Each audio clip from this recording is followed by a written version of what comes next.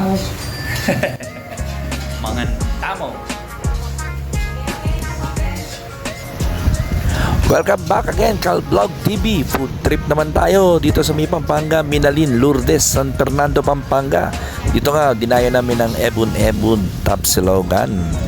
Diyan yan sa highway bago dumating ng Arco ng Lourdes. Ang pangalan ng kainan na Tapsilogan ng Ebon. Puntahan nyo na, masarap ang pagkain doon. Tinry namin ng authentic sisig at ang Apo. paborito kong Ano yung malaki nyo? magnet. Napakasarap Sige yan. na lang to. Panoorin nyo na. Maraming salamat. Ay, may ibang pinili po. Maliit lang po. Sige, okay na po. So guys, dito may bagnet sa Ebon, Pampanga.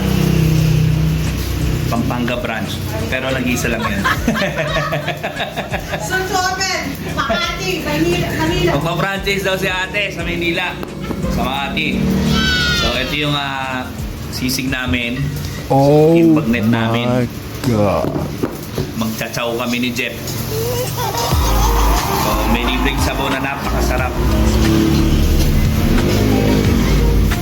Siyempre, hindi masarap pag walang fried rice. Saka may soft drinks na hindi bayad ng Coca-Cola.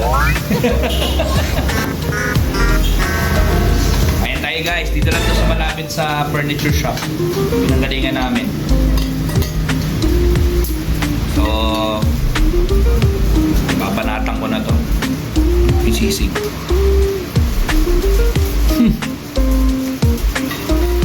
Sarap. Sarap. Tapos, bagnet. Siyempre may hanghang. Konting manghang lang.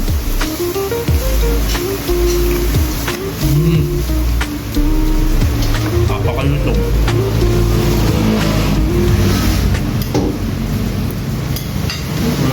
Sarap.